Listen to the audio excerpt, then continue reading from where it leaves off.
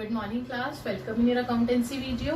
Accountancy के अंदर हम लोग हमारे अभी लास्ट चैप्टर पढ़कर आए हैं, जो कि हमारा एनालिसिस था। टूल्स थे हमारे एनालाइज करने के हमारे फाइनेंशियल स्टेटमेंट्स को।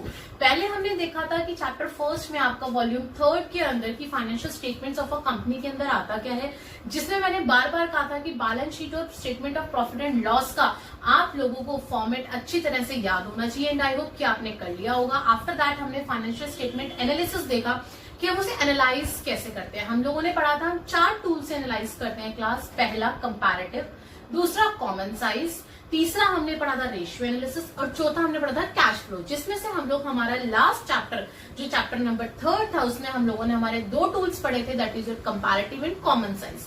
आई होप कि वो आपको समझ आ गए होंगे। अब आज की वीडियो के अंदर हम लोग हमारा अगला टूल, अगला chapter that is your ratio analysis उठा रहे हैं कि अब रेशियो से कैसे एनालाइज किया जाएगा, कैसे कंपेयर किया जाएगा, चाहे इंटर फॉर्म में करें चाहे इंट्रा फॉर्म में करें, कंपैरिजन कैसे पॉसिबल है। तो ये स्टार्ट करने से पहले मैं आपको ये बताना चाहती हूँ that what is accounting ratio. Accounting ratio होती क्या है क्लास, ध्यान से सुनिएगा। If ratios are computed on basis of accounting information, जो ratios accounting information के basis पे निकाली जाती हैं, उन ratios को कहा जाता है accounting ratio। रेशियो आप लोग सब लोग जानते हैं, बचपन से पढ़ते आए हैं कि रेशियो होता है जैसे 2:1, दिस इज योर रेशियो। तो इसमें भी हम लोगों को रेशियोज ही निकालनी है, बट वो रेशियोज कैसे कंप्यूट करते हैं हम अकाउंटिंग इंफॉर्मेशंस को, उनको कंप्यूट करते हैं तो जो रेशियो निकल के आती है उसको वो कहलाती है accounting ratio. It is numerical relationship between 2 accounting variables. इसके अंदर क्या होता है, रिलेशनशिप बिटवीन होता है किसके बीच में, 2 अकाउंटिंग वेरिएबल्स। किसके वेरिएबल्स, ऑफ फाइनेंशियल स्टेटमेंट, यानी कि जो फाइनेंशियल स्टेटमेंट के अकाउंटिंग वेरिएबल्स होते हैं उनका रिलेशन होता है न्यूमेरिकली, वो होती है अकाउंटिंग रेशियो। अब इसके ऑब्जेक्टिव्स क्या होते हैं, ऑब्जेक्टिव्स के अंदर मैंने पहला लिखा है provide deeper analysis of ratio. इसके अंदर ये जितनी भी यहाँ पे मैंने 15 रेशियोज लिखी हैं, इन सबका हम लोग डीपर एनालाइज करते हैं class. Know about potential area, हम लोग हमारा पोटेंशियल एरिया फाइंड आउट करते हैं that where we can be improved, हमें कहाँ पे इम्प्रूव करने की जरूरत है हमारी कंपनी के अंदर। तो ये थी आपकी अकाउंटिंग रेशियो। अकाउंटिंग रेशियो होती क्या है, उसके ऑब्जेक्टिव क्या है। अब कौन कौन से रेशियोज आपको इस चैप्टर के अंदर पढ़नी है, ध्यान से सुनिएगा, ध्यान से समझिएगा, बहुत इजी है। सिर्फ इसके अंदर आपको न्यूमरेटर और डिनोमिनेटर ये 2 टर्म्स पता होनी चाहिए, और इन 2 टर्म्स के लिए आपको फाइनेंशियल स्टेटमेंट्स यानी कि आपकी बैलेंस शीट अच्छे से आनी चाहिए, आपकी statement of profit and loss अच्छे से आना चाहिए। अगर वो दोनों अच्छे से आ रहे हैं तो आपके लिए ये तो बाएं हाथ का खेल है।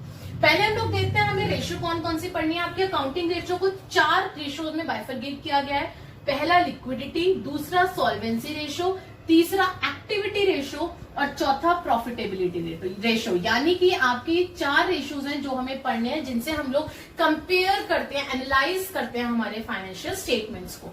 अब इनके 4 भी बाइफरगेटेड कर रखे हैं, इन चारों को भी कैसे। लिक्विडिटी में हमें 2 रेशियोज पढ़नी है, करंट रेशियो और लिक्विड रेशियो।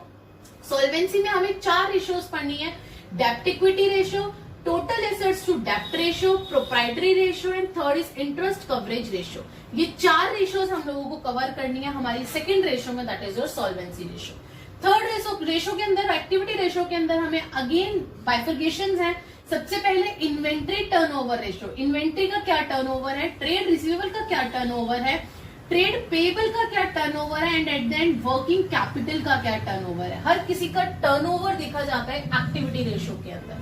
बेसिकली 4 चीजों का टर्नओवर देखा जाता है। और लास्ट प्रॉफिटेबिलिटी रेशियो, प्रॉफिटेबिलिटी यानी कि प्रॉफिट के रिगार्डिंग आपका देखा जाता है। इसके अंदर प्रॉफिट से रिलेटेड रेशियोज निकाली जाती हैं। पहली gross profit ratio, net profit ratio, operating profit ratio, operating ratio and last is your return on investment, जिसको शॉर्ट में ROI भी बोलते हैं। इट मीन्स अब हमें ये सारी रेशियोज ध्यान से पढ़नी है, क्योंकि अगर आप जाके किसी कंपनी में इन फ्यूचर काम करते हैं तो वहां पे एज एन अकाउंटेंट कह लो, चाहे आप एज एन CA कह लो, ये सारी चीजों की नॉलेज होना आपको जरूरी है, स्पेशली इन 15 रेशियोज की।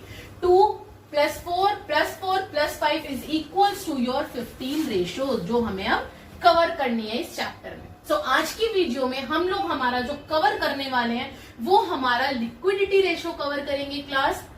लिक्विडिटी के रेशियो के अंदर हम लोग हमारा करंट रेशियो और लिक्विड रेशियो, ये 2 रेशियो हम आज की वीडियो के अंदर सीखेंगे। सो आइए क्लास स्टार्ट करते हैं हमारे कंसेप्ट्स के साथ। क्लास पहले रेशियो एनालिसिस देखते हैं कि रेशियो एनालिसिस क्या होता है, फिर उसके बाद आगे बढ़ेंगे। Ratio analysis is a study of relationship between among various financial factors in a business. Business के अंदर जब हम लोग हमारे वेरियस फाइनेंशियल फैक्टर्स का रिलेशनशिप देखते हैं, वो रेशियो एनालिसिस होता है क्लास। नाउ ऑब्जेक्टिव्स क्या है रेशियो एनालिसिस के, क्यों करते हैं हम रेशियो एनालिसिस? सबसे पहले ये यूजफुल होता है एनालाइज ऑफ फाइनेंशियल स्टेटमेंट, ताकि हम हमारे फाइनेंशियल स्टेटमेंट को इजीली एनालाइज कर सके। Useful in simplifying accounting data, हम लोग हमारे अकाउंटिंग डाटा को सिंपल कर सके, सिंप्लीफाई बना सके। Useful in assessing the operating efficiency of business, यानी कि हम लोग हमारे जो ऑपरेटिंग एफिशिएंसी है हमारे बिजनेस की, उसको इजीली असेस कर सके, हमें उसे असेस करने में प्रॉब्लम ना हो। यूजफुल फॉर फॉरकास्टिंग, फ्यूचर के लिए हम लोग हमारे जो ये जो हम लोग एनालाइज कर रहे हैं, एनालाइज रेशियो एनालिसिस, वो फ्यूचर के लिए हम लोग हमारे लिए इजी पड़ जाए कि अगर हमें कंपेयर करना पड़े तो हमें प्रॉब्लम ना आए, चाहे हम इंटर कंपैरिजन करें चाहे इंट्रा कंपैरिजन करें। Useful in locating the weak areas, हमें इनसे ये पता चलता है कि हमारी कंपनी के अंदर वीक एरिया कहाँ पे है, कौन सा एरिया जो है हमारा कंपनी का ज्यादा वीक जा रहा है, तो हम लोग उसके ऊपर ज्यादा ध्यान देना स्टार्ट कर देते हैं। Useful in interform and इंट्राफॉर्म comparison, यानी कि चाहे हमें इंटरफॉर्म कंपैरिजन करना हो चाहे इंट्राफॉर्म करना हो, तो ये हमारा कंपैरिजन करने में आसानी कर देता है। तो ये थे इसके ऑब्जेक्टिव्स किसके, रेशियो एनालिसिस के। अब मैं बात करती हूँ रेशियो एनालिसिस के कुछ ना कुछ लिमिटेशंस भी होंगे क्लास। लगभग वही लिमिटेशंस है जो अकाउंटिंग की लिमिटेशंस होती है, जैसे क्वालिटेटिव फैक्टर्स को यहाँ पे इग्नोर किया जाता है, मे नॉट बी कंपैरेबल। कई बार क्या होता है, कंपेयर करने में मुश्किल होता है। क्यों? क्योंकि हो सकता है मेरी कंपनी दूसरी पॉलिसीज एंड प्रैक्टिसेस यूज कर रही हो और सामने वाले की दूसरी कर रही हो, तो हम लोग कैसे कंपेयर करेंगे? नहीं कर सकते ना, उनका अलग पॉलिसीज एंड प्रैक्टिसेस है, हमारी अलग है, तो मे नॉट बी कंपैरेबल, हर बार हम कंपेयर नहीं कर सकते हैं।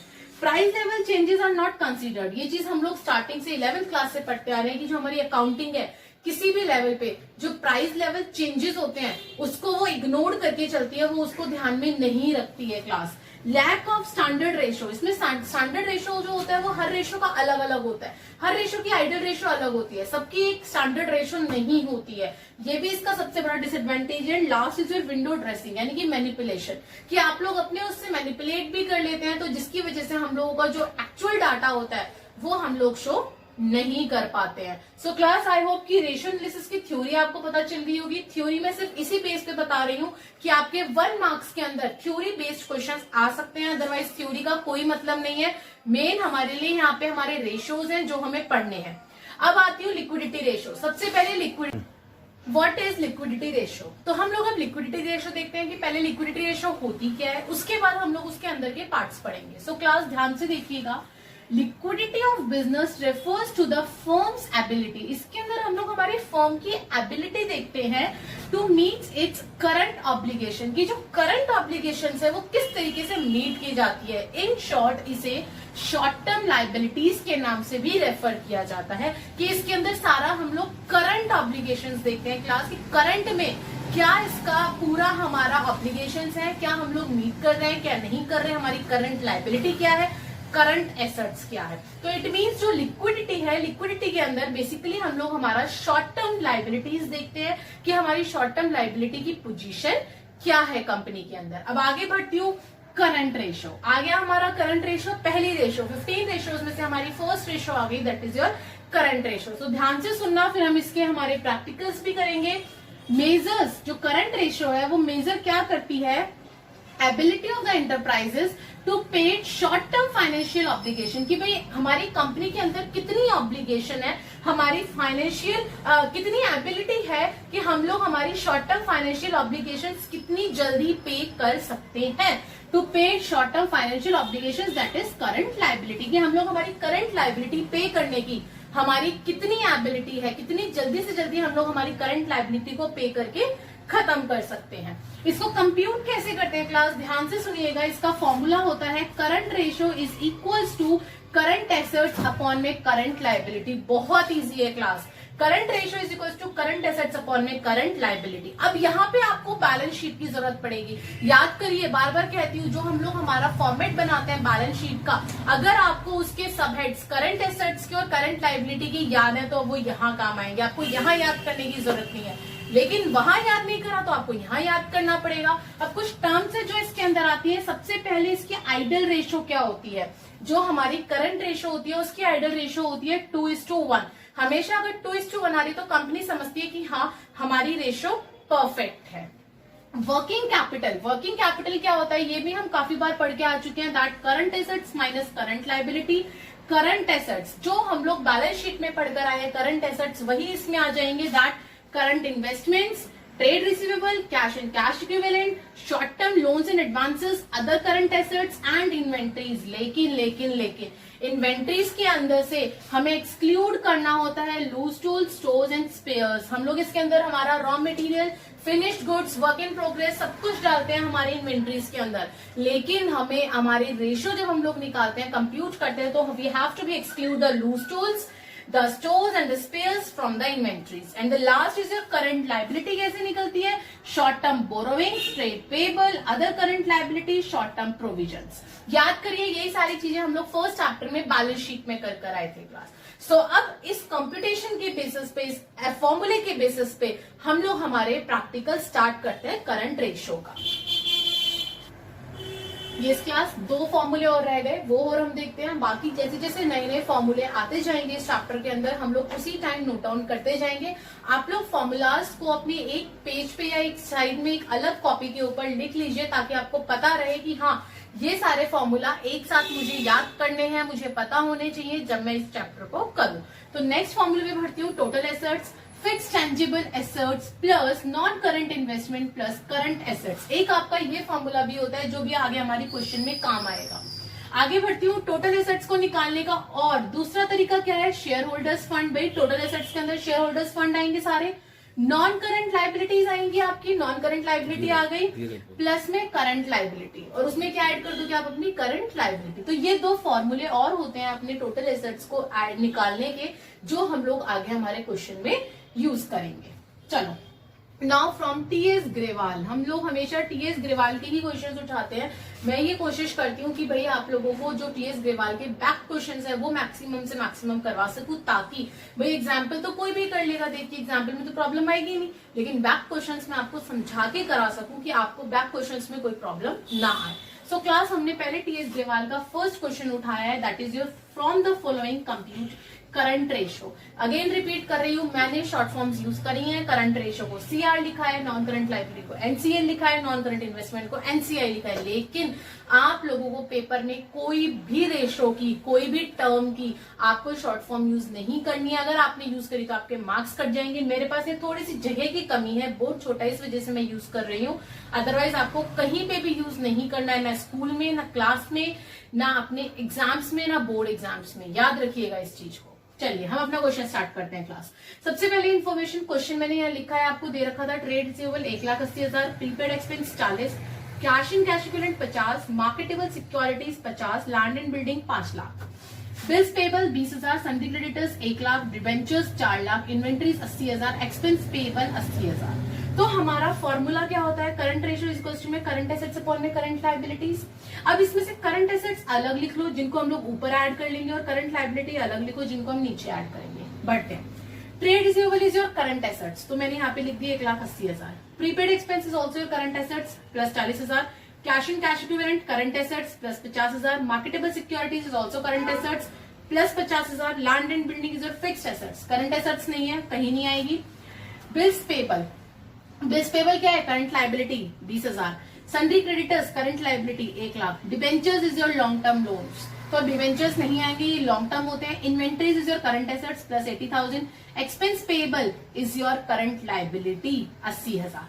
आ गया? अभी आपको पे करना है। सो क्लास ये मैंने लिख दिए मेरे ऊपर सारे करंट एसेट्स, नीचे लिख दिए करंट लाइबिलिटी। मैंने इनको ऐड करा, करंट एसेट्स आया मेरे टोटल 4 लाख, करंट लाइबिलिटी को ऐड करके आया 2 लाख, कट करिए 4 लाख अपॉन में 2 लाख, आपका आंसर आ गया 2:1। इट मीन्स कि आपकी इस कंपनी की जो आपकी ये पोजीशन चल रही है बिल्कुल सही चल रही है, क्योंकि 2:1 इज योर आइडियल रेशियो, ये आपकी आइडियल रेशियो है। अगर आपकी 2:1 रेशियो आ रही है इट मीन्स आपकी कंपनी सही है, स्मूथ वर्किंग कर रही है, कोई प्रॉब्लम नहीं है। नेक्स्ट क्वेश्चन की तरफ बढ़ती हूँ। Question number 2, TS Grewal, calculate current ratio from following information. Okay, information क्या दे रखी है? टोटल एसेट्स दे रखे हैं 5 lakh, fix total tangible assets दे रखे हैं 2,50,000, शेयर होल्डर्स फंड दे रखे हैं 3,20,000, non current liability 1,30,000, non current investment 1,50,000। आ गया ना ये वाला formula. Now you have to compute the current assets, current ratio. आपको क्या निकालना है? Current ratio. तो करंट एसेट्स तो निकलेगा आपका ऊपर वाले फॉर्मूले से, करंट लायबिलिटी निकलेगा नीचे वाले फॉर्मूले से। लिख दीजिए सबसे पहले ऊपर वाला फॉर्मूला, फिक्स टेंजिबल एसेट्स जो कि आपको गिवन है, टोटल एसेट्स आपको गिवन है क्वेश्चन में, नॉन करंट इन्वेस्टमेंट आपको गिवन है। You have to find out the current assets. Okay, total assets is equals to fix tangible assets plus non current investment plus current assets. आ जाइए, total assets कितने थे? 5 lakh. Fix tangible assets कितने थे? 2,50,000। Non current investment कितनी है? 1,50,000। Current assets आ जाएंगे आपके 1 लाख। 2,50,000 1,50,000 को ऐड करेंगे, कितना आ जाएगा? 2 और 1 3, 4 लाख। 4 लाख को 5 लाख में से इधर ले जाएंगे, माइनस हो जाएगा, कितना आ गया? 1 लाख आ गया। उसी तरीके से सेकंड फॉर्मूले से आप लोग अपना करंट लायबिलिटी निकाल लेंगे। Total assets is equal to shareholders fund plus non current liability plus current liability. ठीक है, टोटल एसेट्स हमें कितने दे रखे थे? 5 लाख। शेयर होल्डर्स फंड दे रखे थे 3,20,000। Non current liability 1,30,000। Current liability आपको फाइंड करनी है, दोनों को ऐड करो, 5 लाख में से माइनस कर दो, करंट लायबिलिटी विल बी 50,000। अब आपके पास करंट एसेट्स आ गया, करंट लायबिलिटी आ गई, और क्या चाहिए रेशियो के लिए? Current ratio is equal to current assets upon में करंट लायबिलिटी। करंट एसेट्स से 1 लाख, 1 लाख लिख दिया। करंट लायबिलिटी थी 50,000, 50,000 लिख दिया। और आइडियल रेशियो विल बी 2:1। काट दीजिए, 50,000 को 1 लाख से काटेंगे, 2:1। It is your ideal ratio. It means आपकी रेशियो कंपनी की बिल्कुल सही आई है। आगे के क्वेश्चंस देखते हैं बाकी, ताकि और अच्छे से क्लैरिटी हो। Yes class, next question is your question number 4 from your TS Grewal back question. देखिए क्वेश्चन क्या कह रहा है? वर्किंग कैपिटल दे रखे हैं 9 लाख, ट्रेड पेबल दे रखा है 90,000, other current liabilities 2,10,000। You have to calculate the current ratio. आपकी बुक का ही क्वेश्चन है क्लास। अब हमें इसके अंदर करंट रेशियो दे रखी है, अब आपको दिमाग ये लगाना है कि वर्किंग कैपिटल दे रखी है, उधर से ट्रेड पेबल दे रखा है, और आपको अदर करंट लायबिलिटी दे रखी है, लेकिन करंट लायबिलिटी नहीं है। तो सबसे पहले हम लोग करंट लायबिलिटी निकालेंगे। करंट लायबिलिटी निकालने के लिए मैं मेरे ट्रेड पेबल और अदर करंट लायबिलिटी को ऐड कर दूंगी, तो मेरी क्या आ जाएगी? करंट लायबिलिटी कितनी आ जाएगी? 90,000 प्लस 2,10,000 आपकी हो गई 3 लाख। अब मैं बात करूं मेरी नेक्स्ट करंट एसेट्स की। करंट लायबिलिटी हम लोगों ने निकाल ली 3 लाख, करंट लायबिलिटी आगे करंट रेशियो निकालने के लिए now you have to find current assets. Current assets हमारे पास यहाँ वर्किंग कैपिटल की डिटेल गिवन है, तो हम लोग वर्किंग कैपिटल से निकाल सकते हैं। Working capital is equal to current assets minus current liability. अभी हम स्टार्टिंग में जब कंप्यूटेशन देखा था तब पढ़कर रहे थे। So working capital is equal to current assets minus current liability. Working capital is equals to 9 lakh. Okay. Current assets you have to find out. Current liability is equals to 3 lakh. अब क्या करोगे? 3 लाख यहाँ minus, तो यहाँ आगे क्या हो जाएगा? प्लस हो जाएगा। तो कितना आ गया? 12 लाख। करंट एसेट्स आ गई मेरी 12 लाख। तो current ratio is equals to current assets upon में करंट लायबिलिटी।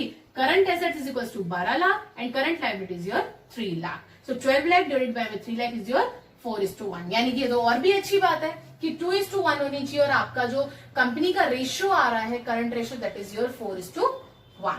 आगे बढ़ती हूँ। क्वेश्चन नंबर 8 उठाया है मैंने। इसके बाद मैं कोशिश ये करती हूँ कि सारे इंपॉर्टेंट क्वेश्चंस उठा सकूं क्लास। जो आपके सेम क्वेश्चंस है मैं वो नहीं उठाती, लेकिन जो इंपॉर्टेंट क्वेश्चंस है, जो अलग क्वेश्चंस है, वो मैं जरूर उठाऊं। सो क्वेश्चन नंबर 8 उठाया है मैंने। A company had current assets of ₹4,50,000। Company के पास करंट एसेट्स है 4,50,000 and current liability of ₹2 lakh. अरे वाह, करंट एसेट्स और करंट लायबिलिटी दे रखी है, ठीक है। Afterwards it purchase goods for ₹30,000 on credit. अब उसके बाद कंपनी ने 30,000 रुपए के गुड्स परचेज करे हैं, वो भी क्रेडिट पे यानी कि उधारी पे। Now you have to find out the you have to find out the current ratio afterwards the purchase. Purchase करने के बाद आपको क्या निकालनी है? Current ratio. कितना इजी है, ध्यान से सुनिएगा। Current assets 4,50,000, current liability 2 lakh, ये आपको गिवन है, कोई बात नहीं। क्लास रुपीस का साइन लगाना मत भूलिएगा, शायद मैं 1-2 जगह भूल जाऊं, क्योंकि मैं आप लोगों को समझाने के लिए कर रही हूं, लेकिन आप लोगों को कहीं पे भी रुपीस का साइन लगाना नहीं भूलना है। आगे बढ़ती हूँ। आफ्टरवर्ड्स क्या हुआ कि हम लोगों ने गुड्स परचेज किए क्रेडिट पे। अब इसके लिए आपको क्लास 11th में जाना पड़ेगा, आप लोगों की अकाउंटिंग इक्वेशन वाला चैप्टर। जब भी हम लोग उधार पे हमारा कोई सामान खरीदते थे तो अकाउंटिंग इक्वेशन में क्या करते थे? सामान आ रहा है तो स्टॉक में प्लस कर देते थे, तो मैंने यहाँ स्टॉक में प्लस कर दिए 30,000। और उधारी पे आ रहा है, उधारी पे आ रहा है तो आपकी उधारी बढ़ रही है, क्रेडिटर्स इंक्रीज हो रहे हैं तो क्रेडिटर्स में मैंने इंक्रीज कर दिए 30,000। यही करते थे हम हमारी अकाउंटिंग इक्वेशन में। आ जाइए, अब न्यू करंट एसेट्स क्या बन जाएगी आपकी। पहले करंट एसेट्स थी 4,50,000, उसमें हमने 30,000 ऐड करे, 4,80,000। पहले करंट लायबिलिटी थी 2 लाख, 2 लाख में मैंने ऐड कर दिए मेरे क्रेडिटर्स, क्योंकि क्रेडिटर्स पे उधारी पे लिए, क्रेडिट पे लिए तो क्रेडिटर्स बढ़ जाएंगे। तो 2 लाख में 30,000 ऐड करा, 2,30,000। अपनी रेशो निकाल दीजिए करंट एसेट्स अपॉन में current liability. New current assets और new current liability, new current assets होगी 4,80,000, न्यू करंट लायबिलिटी होगी 2,30,000। दोनों को मैंने डिवाइड करा, मेरा आंसर आ गया 2.08:1। क्लियर है। नेक्स्ट क्वेश्चन पे बढ़ती हूँ। क्वेश्चन नंबर 11 आपकी टीएस ग्रेवाल का ही। आगे बढ़ती हूँ। The ratio of current assets ₹8,75,000। इस बार रेशियो दे रखा है आपको करंट एसेट्स है जिसमें से 8,75,000 और करंट लायबिलिटी है 3,50,000 और रेशियो दे रखी है 2.5:1। ओके।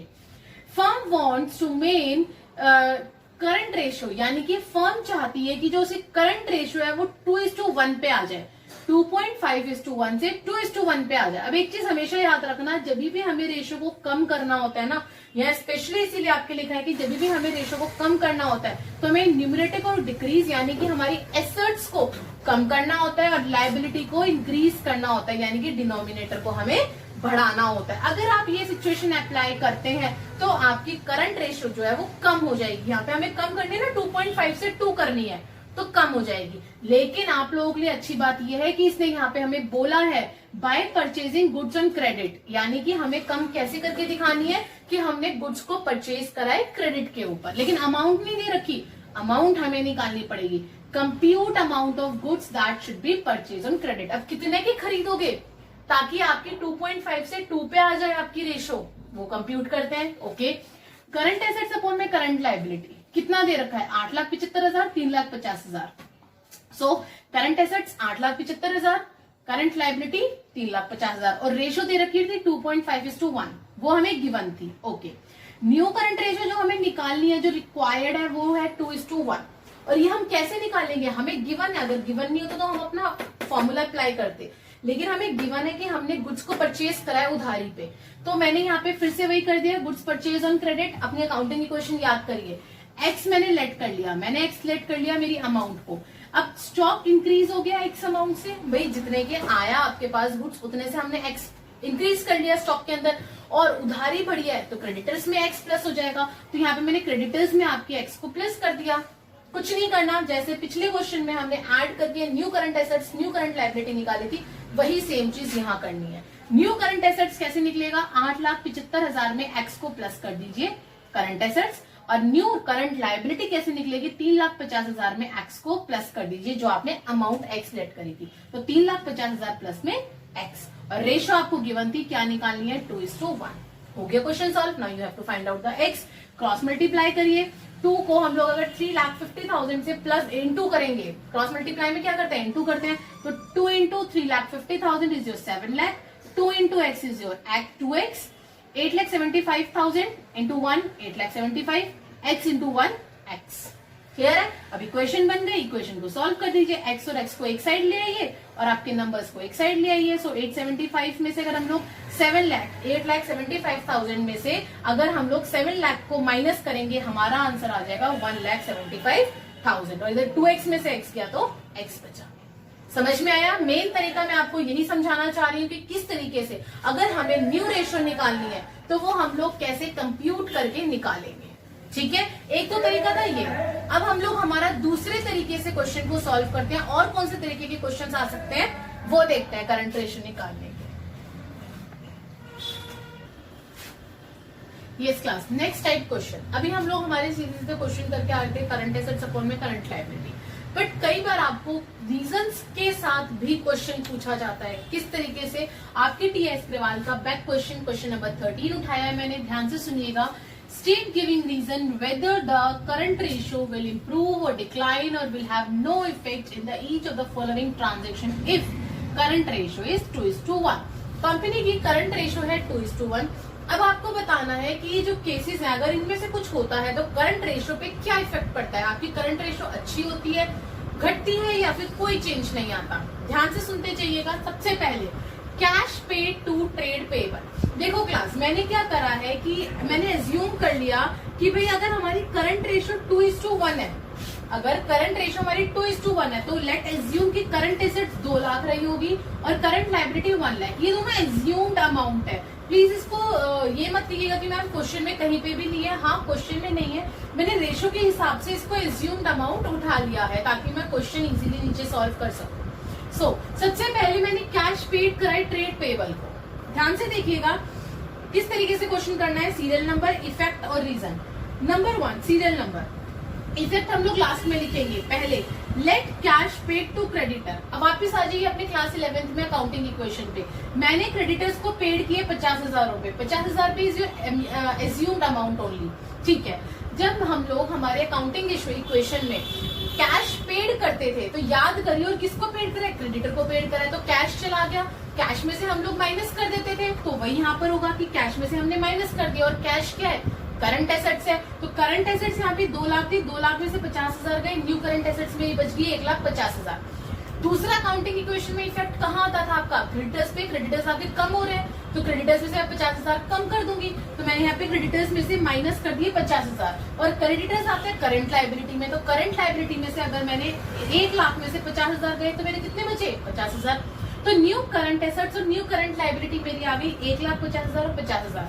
जब मैंने न्यू करंट रेशो निकाली 1,50 और 50, तो मेरा कितनी आ गई न्यू रेशो, 3:1। और कंपनी की पहले कितनी थी, 2:1। तो क्या हुई है, इम्प्रूव हुई है ना। तो आप यहाँ पे लिख देंगे इम्प्रूव अपने इफेक्ट में। इस तरीके से आपको रीजन के साथ दिखाना है कि आपका इम्प्रूव हुआ है या फिर डिक्लाइन हुआ है या नो इफेक्ट हुआ है। आगे बढ़ते हैं। Bills payable discharge. Bills payable discharge करे हैं, आपने बिल्स पेबल कर दिए। सो क्लास वही सेम चीज, बिल्स पेबल डिस्चार्ज हुए, पैसा गया, यानी कि 50,000 आपके करंट कैश में से गए आपके, और उधर आपके किस में से चले जाएंगे, करंट लायबिलिटी में से, क्योंकि बिल्स पेबल करंट लायबिलिटी होती है। तो एसेट्स में से गए 2 लाख में से 50,000 गए, न्यू करंट एसेट्स 1,50,000 आ गई।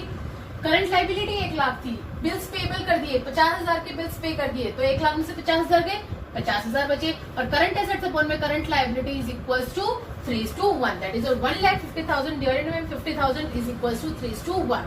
तो इस बार भी क्या हो रही है आपकी, इम्प्रूव हो रही है आपकी जो रेशो है, तो हम लोग यहाँ लिख देंगे इम्प्रूव। नेक्स्ट बढ़ती हूँ, bill receiver endorse to a creditor. इस बार बिल रिसीवर जो था, आना जो था आपके पास पैसा, वो पैसा एंडोर्स हो गया, बिल रिसीवर एंडोर्स हो गया क्रेडिटर से। तो इस केस में क्या हुआ, करंट एसेट्स और करंट लायबिलिटी दोनों घट गई ना भाई, पैसा आना था नहीं आया, करंट एसेट्स नहीं बढ़ी आपकी, बिल रिसीवर एंडोर्स हुआ है, तो दोनों चीजें घट गई। दोनों चीजें घट गई तो क्या हो गया आपका, इम्प्रूव हो गए आपकी जो आपकी क्या कहते हैं करंट रेशियो है। दोनों चीजें घटी है ना, जब दोनों चीजें घटेंगी तो वो इम्प्रूव हो जाएगी। जैसे कि हमने ऊपर देखा था कि देखो घट रही है ना दोनों चीजें, करंट एसेट्स भी घट रही है, करंट लायबिलिटी भी घट रही है। तो जब भी आपकी दोनों चीजें घटती है तो वो क्या होता है, आपका इम्प्रूव होता है। आगे बढ़ती हूँ, payment of final dividend already declared. Payment कर चुके हो आप लोग अपनी फाइनल डिविडेंड की, तो क्या होगा, फिर से अगेन आपकी पेमेंट हो गई है, तो करंट आपकी क्रेडिटर्स कम हो गए और यहाँ से आपके पास से कैश चला गया, दोनों चीजें कम हो गई। दोनों चीजें कम हो गई तो क्या हो जाएगा, इम्प्रूव हो जाएगा। आप अगर पेपर में इस तरीके से भी शो करते हैं तो मार्क्स नहीं कटेंगे, और चाहे इस तरीके से शो करिए। मैंने ये फर्स्ट टू इसलिए करे आपको समझाने के लिए। उसके बाद आई होप कि ये तो टर्म्स ऐसी है जो ऊपर वालों से ही लिंक करती है, तो इसमें मुझे अलग से समझाने की जरूरत नहीं है। और आप लोग 12th क्लास में है, इन चीजों के ऊपर आपको ज्यादा कंसंट्रेशन करना है। आगे बढ़ती हूँ, purchase of stock and trade on credit. अब ये समझाऊंगी मैं आपको क्या कि परचेज करे हैं क्रेडिट पे स्टॉक्स। अब अकाउंटिंग इक्वेशन में क्या करते थे, स्टॉक में आप ऐड कर देते थे और उधर से क्या करते थे, क्रेडिट पे करे ना तो क्रेडिटर्स में ऐड कर देते थे। तो दोनों में ऐड हो गया, स्टॉक में ऐड हो गया, क्रेडिटर्स में ऐड हो गया। स्टॉक यानी कि करंट एसेट्स में ऐड हो गए, चलो भाई ठीक है। या 1 लाख मैंने एज्यूम कर लिया कि 1 लाख के मैंने परचेज करे हैं, तो 2 लाख से 1 लाख ऐड हो गया तो 3 लाख हो गए करंट एसेट्स। वहीं पे करंट लायबिलिटी की बात करूं, मेरे क्रेडिटर्स बढ़ गए, यानी कि 1 लाख तो थे ही पहले और 1 लाख के और मैंने खरीद लिए तो 2 लाख हो गए, तो ये भी बढ़ गए मेरे। जब मैंने 3 लाख डिवाइडेड बाय में 2 लाख करा, करंट रेशो निकाली तो मेरी आई 1.5:1। इट मीन्स आपकी जब भी करंट एसेट्स और करंट लायबिलिटी इंक्रीज होते हैं तो आपका जो इफेक्ट पड़ता है रेशो के ऊपर वो डिक्लाइन होता है। और दोनों जब भी डिक्रीज होते हैं तो आपकी करंट रेशियो क्या होती है, इंप्रूव होती है। आगे बढ़ती हूँ next, bill receivable endorse to a creditor dishonoured. इस बार डिसऑनर्ड हो गया, ऊपर तो एंडोर्स हुआ था लेकिन इस बार क्या हो गया, डिसऑनर्ड हो गया। आपका बिल रिसीवेबल जो एंडोर्स करा था आपके क्रेडिटर को आपने, ठीक है, अब मैंने उसको दिया था और वो डिसऑनर्ड हो गया, तो क्या हो गया, दोनों चीजें बढ़ गई, आपकी उधारी भी बढ़ गई, डिसऑनर्ड हो गया तो अब तो देना तो पड़ेगा ना। उधर से आपके पास से पैसा भी आपका, एसेट्स में भी आपका इंक्रीज हो गया, तो जब दोनों चीजें इंक्रीज हो गई आपकी तो क्या हो जाएगा, डिक्लाइन हो जाएगा इफेक्ट, आपकी रेशियो क्या हो जाएगी, डिक्लाइन हो जाएगी। Purchase of stock in trade for cash, अब कैश में खरीदा है क्लास आपने, फिर से अकाउंटिंग इक्वेशन पे पहुंच जाओ, आपने स्टॉक खरीदा है कैश में, कैश गया स्टॉक आया, तो यानी कि कैश में से आप माइनस कर देंगे, एसेट्स में से माइनस, और स्टॉक वहीं पे ही दूसरे एसेट्स में आप प्लस कर दोगे, तो टोटल मिला के एक करंट एसेट्स में से कम हो गया, दूसरे करंट एसेट्स में से बढ़ गया, तो इफेक्ट तो वैसे कुछ नहीं पड़ा ना, करंट एसेट्स पे तो आपका नॉर्मल रहा, तो नो इफेक्ट। आपने कैश में माइनस करा, स्टॉक में प्लस करा, तो है तो दोनों करंट एसेट्स ही, तो यहाँ पे रीजन लिख दीजिए conversion of current assets into another current assets. एक करंट एसेट से दूसरे करंट एसेट्स में चला गया तो नो इफेक्ट हुआ आपका। Next, sale of fixed assets, book value है 50,000, आपने बेची है, और कितने की बेची, 45,000 की, जबकि बुक वैल्यू कितनी थी, 50,000 की। ध्यान दीजिएगा, सेल करिए फिक्स्ड एसेट्स 50,000 की 45,000 में। फिक्स्ड एसेट्स में अकाउंटिंग इक्वेशन में क्या करते थे हम लोग कि फिक्स्ड एसेट्स में जो हमारे एसेट्स होते थे उसमें से हम लोग माइनस करके दिखा देंगे। अब जो हम लोग यहाँ कर रहे हैं करंट एसेट्स और करंट लायबिलिटी ले रहे हैं, तो यहाँ फिक्स्ड एसेट्स का कोई काम नहीं है, इसलिए मैंने यहाँ क्रॉस लगा दिया, ठीक है। दूसरा इफेक्ट होता था कि जो 45,000 है आपके पास आया है पैसा, बेचा है तो पैसा आया है, कैश में ऐड हो जाएगा, तो मैंने इसको कैश में यानी कि मैंने करंट एसेट्स में ऐड कर दिया। करंट एसेट्स मैंने एज्यूम करे थे 2 लाख, 45,000 और आ गए तो 2,45,000 हो गए मेरे। तीसरा इफेक्ट आपका प्रॉफिट और लॉस का कैपिटल में जाता था कि आपने 50,000 की चीज 45,000 में बेच दी, तो क्या हो गया, 5,000 का लॉस हो गया, तो हम कैपिटल में से माइनस करते थे लॉस, तो हम कैपिटल में से माइनस कर देंगे 5,000, सॉरी 50 नहीं 5, 50 की चीज 45 में बेची तो 5,000 का लॉस हो गया, और वो लॉस हम कहाँ दिखाते थे, कैपिटल में दिखाते थे। और यहाँ पे हमें कहीं पे कैपिटल शो करना है, नहीं करना, सिर्फ हमें करंट एसेट्स और करंट लायबिलिटी से मतलब है, तो कैपिटल में मैंने यहाँ क्रॉस दिखा दिया। अब बात करती हूँ मैं मेरे करंट रेशो की। करंट रेशो के लिए करंट एसेट्स और करंट लायबिलिटी चाहिए मुझे, जहाँ पे मेरे करंट एसेट्स के अंदर चेंजेस आए हैं 2 लाख से वो 2,45,000 हो गए, तो मैंने करंट एसेट्स लिख दिया 2,45,000, बट करंट लायबिलिटी में मेरे इस क्वेश्चन के अंदर कहीं कोई चेंज नहीं था, तो 2,45,000 और 1 लाख, तो मेरी रेशियो आ गई 2.45:1। तो अब क्या हुई, इंप्रूव हुई या डिक्लाइन हुई, इंप्रूव हो गई ना, 2:1 से 2.45 आ गई है, 0.45 इंप्रूव हो गई, तो यहाँ लिख देंगे इंप्रूव। उसी तरीके से अगला है sale of fixed assets, book value 50,000, बेची 60,000 की है। अब ध्यान देना, करंट जो आपकी बुक वैल्यू थी 50,000 की, बेची है 60,000 की, इसमें आपको फायदा हो रहा है, तो इसमें क्या हो रहा है, करंट एसेट्स आपकी बढ़ रही है, बिल्कुल सेम ऊपर वाले की तरह कि भाई उसमें भी तो करंट एसेट्स बढ़ रही थी, कैश बढ़ रहा था, बाकी हमें फिक्स्ड एसेट्स और कैपिटल से तो कोई लेना देना है ही नहीं इस रेशो में, तो हम क्या करेंगे, जब खाली करंट एसेट्स आपकी इंक्रीज होती है तो your ratio will be improve. ये हमने प्रूव करके ऊपर वाले में दिखा दिया। क्लास जिसमें मैंने प्रूफ करके अलग से नहीं दिखाया वो सारे उनसे ऊपर वालों से मैच करते हैं, इसलिए मैंने रिपीटेड नहीं करा है उसे। एंड आई होप कि अब आपको इस टाइप के क्वेश्चन समझ आ गए होंगे, क्योंकि ये भी आपका एक टाइप का क्वेश्चन है जो कि आ सकता है। अब हम लोग हमारे 2 टाइप के क्वेश्चन कर चुके हैं, 3 टाइप के, जिसमें आपको सीधा दिया है उसने कि हाँ भाई सीधा आपको करंट एसेट्स दे दी, करंट लायबिलिटी दे दी, you have to find the current ratio. दूसरा टाइप करा जब आपको एक्स करके लेट करके फिर उसके बाद करंट रेशियो निकाल लिया, वो भी हम कर चुके हैं। ये हमने हमारा तीसरा टाइप देखा। अब हम लोग हमारा चौथा टाइप देखेंगे बैलेंस शीट का, यानी कि अब बैलेंस शीट में अगर हमें आइटम्स गिवन है तो हम लोग उससे किस तरीके से करंट रेशियो निकालें। यस क्लास, एक मैंने एग्जांपल उठाया आपका कि किस तरीके से बैलेंस शीट में आपको इन्फॉर्मेशन गिवन है, उसके बेसिस पे आपको करंट रेशियो निकालनी है। प्लीज ध्यान से सुनिएगा, अपना टारगेट तो एक बना लो सबसे पहले कि आपको करंट रेशियो में फॉर्मूला सबसे पहले उठा के डाल देना है करंट एसेट्स अपॉन में करंट लायबिलिटी। अब बैलेंस शीट से डरने वाली क्या बात है, अपना करंट एसेट्स उठाओ, बैलेंस शीट में से करंट लायबिलिटी उठाओ, लिख दो। सबसे पहले हम लोग हमारी करंट एसेट्स ढूंढेंगे कि बैलेंस शीट के अंदर करंट एसेट्स क्या क्या दे रखी है। आ जाइए नीचे, करंट एसेट्स पे आते हैं। यहाँ पे नॉन करंट एसेट्स का तो कोई मतलब ही नहीं है मुझे। अब मैं बात करती हूँ करंट एसेट्स की। करंट एसेट्स में सबसे पहले मुझे इन्वेंट्रीज दे रखी है, ठीक है, ट्रेड रिसीवेबल है, कैश एंड कैश इक्विवेलेंट है, अदर करंट एसेट्स है, लेकिन नीचे इन्फॉर्मेशन में भी कुछ बोला हुआ है क्या कि आपको इन्वेंटरीज के अंदर इंक्लूड है लूज टूल्स। और याद करिए मैंने स्टार्टिंग में बताया था you have to be deducted the loose tools, spares and stores. किसके अंदर से? जो भी आपके इन्वेंटरीज होंगे उसके अंदर से आपको ये तीनों चीजें डिडक्ट करनी है, तभी आप अपनी इन्वेंटरीज को करंट एसेट्स के अंदर डालेंगे। ठीक है, और क्या दे रखा है? Other current assets prepaid expense दे रखे हैं 25,000 के और एंड एडवांस चेक दे रखा है 50,000 का। ठीक है, यानी कि अदर करंट एसेट्स की आपको दो चीजें दे रखी हैं इन्होंने। तो आइए सबसे पहले मैं क्या करूंगी, अपना इन्वेंटरीज लिखूंगी, लेकिन एक्सेप्ट लूज टूल्स। इन्वेंटरीज कितनी है? 4 लाख। ठीक है, उसमें से माइनस कर दूंगी जितने मेरे लूज टूल्स हैं, क्योंकि इस इन्वेंट्री के अंदर लूज टूल्स इंक्लूड है, उसने यहाँ पे साफ बोला है, और हमें तो एक्सक्लूड चाहिए, तो हम माइनस कर देंगे 1,50,000। उसके बाद ट्रेड रिसीवेबल 3 लाख, तो मैंने यहाँ नेक्स्ट लिख दिया trade receivable 3 lakh. Cash and cash equivalent 2,75,000, cash and cash equivalent 2,75,000।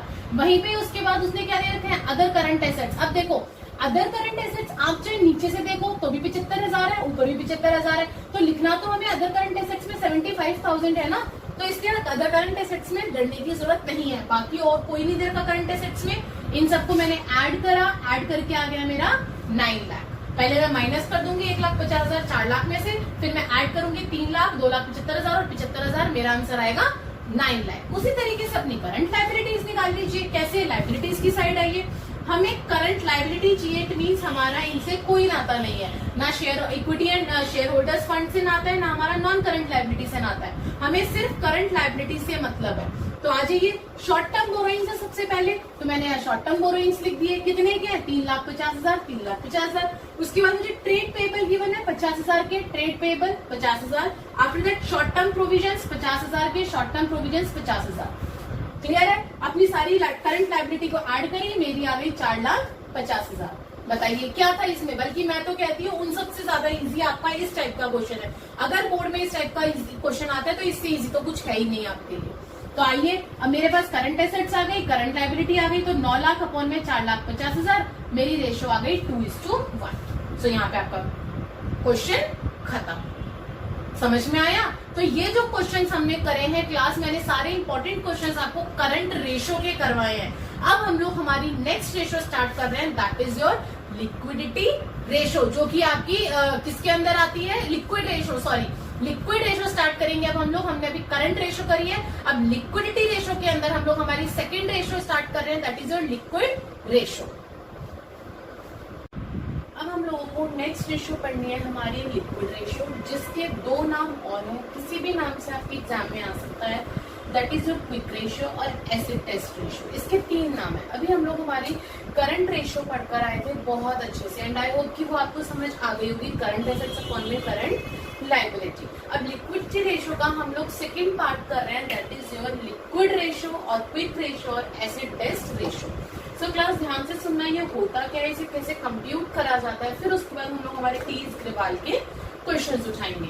सबसे पहले ये होता क्या है, इज अ लिक्विडिटी, एक लिक्विडिटी रेशियो है विच मेजर्स, जिससे आप क्या मेजर कर सकते हैं, ability of the enterprises to meet in short term financial obligations. यानी कि जो हमारी एंटरप्राइजेस है वो जितनी भी हमारी शॉर्ट टर्म फाइनेंशियल ऑब्लिगेशंस हैं उनको मेजर कर सकती है अपने लिक्विड रेशियो के through, that is your liabilities. Liabilities को मेजर किया जा सकता है। It is a relationship between liquid assets with current liability. जो हम लोग करंट रेशियो पढ़कर आए थे इससे पहले, उसमें तो था कि हम लोग करंट एसेट्स और करंट लायबिलिटी का रिलेशनशिप था, लेकिन यहाँ लिक्विड रेशियो के अंदर क्या होता है कि लिक्विड ही एसेट्स लिए जाते हैं और आपका करंट लायबिलिटी। हाँ क्लास, लिक्विड एसेट्स और करंट एसेट्स में फर्क होता है। क्या फर्क होता है वो आगे देखते हैं। कंप्यूट कैसे किया जाता है लिक्विड रेशियो को, लिक्विड एसेट्स या क्विक एसेट्स। अगर आपसे पूछा जाए क्विक रेशियो तो आपको यूज करना है क्विक एसेट्स, अगर आपसे पूछा जाए लिक्विड रेशियो तो आपको वर्ड यूज करना है लिक्विड एसेट्स। इस चीज को ध्यान रखना, डिवाइडेड बाय में करंट लायबिलिटी, ये आपका फॉर्मूला है इसका।